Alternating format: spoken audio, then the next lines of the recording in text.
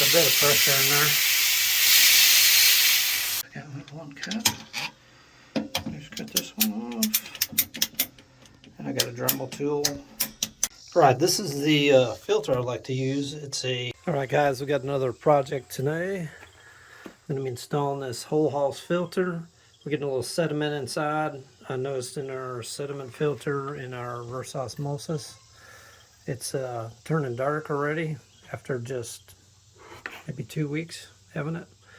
So I'm going to be installing this whole house filter. I'm trying to think of a good spot for it where it won't take up too much space in here. So I have a little more room in there. Thinking best spot is right where it comes out the well. So the well pump's right here. Comes out. I'm thinking I'm gonna cut this line here and make a longer piece. And I'm probably gonna set the filter right over here. Probably elevate it up. Mount it to a board or something right about here.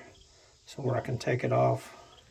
I'll have it up, elevated a little bit so I can unscrew it and take it off of there.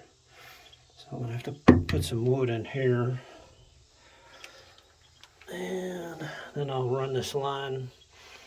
I'll cut the line here, take this clamp off, run it to the inlet side of the filter, and then it's gonna have to come back out go back into here somehow.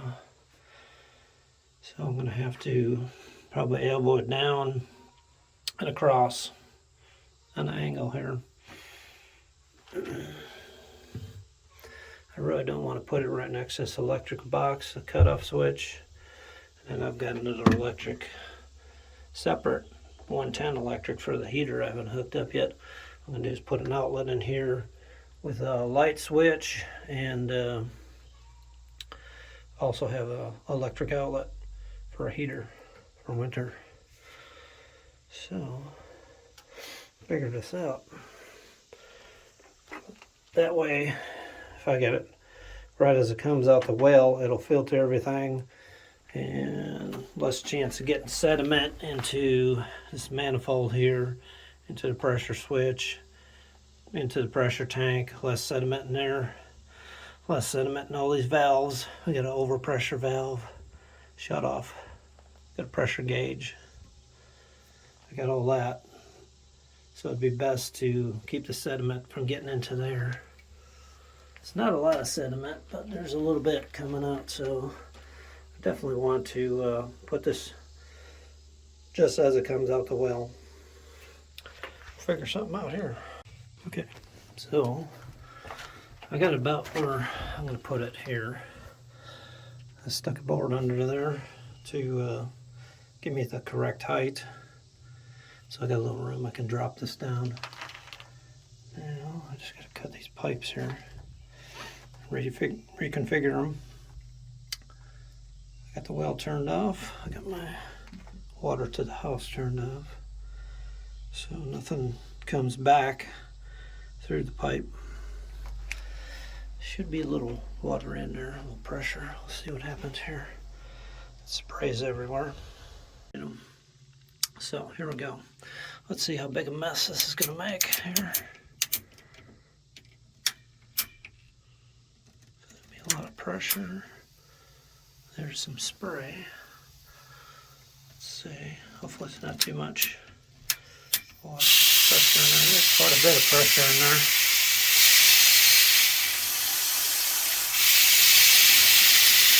Let's see, yeah. You know what? I think I got the hole. I have to drain this pressure tank because it's on that side of the valve. So it says on that first. Oh yeah. I'll do disconnect this. And real quick, I'm going to connect the hose up. I don't think that one through too much. Connect the hose here. All that's sprung in like crazy. We got, what, 60 pounds of pressure. in the tank. So run this outside.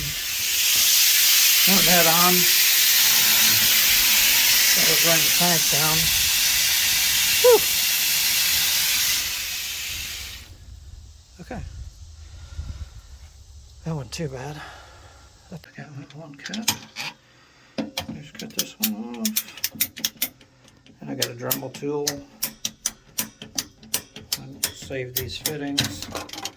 I'm going to just cut those off with a Dremel tool. Cut that off.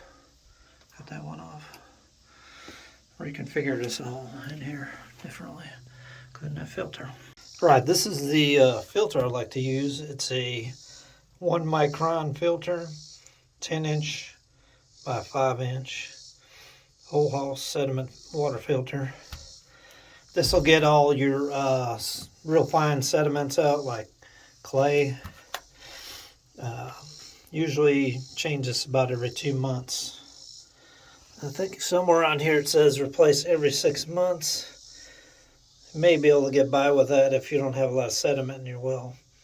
But my experience has been about every 2 months, or if you notice the water pressure starting to drop, I'd go ahead and change it. Another thing when changing your water filter is to get some plumbing grease like this and just put a light coating on that O-ring there. This one's got a double O-ring, which is nice.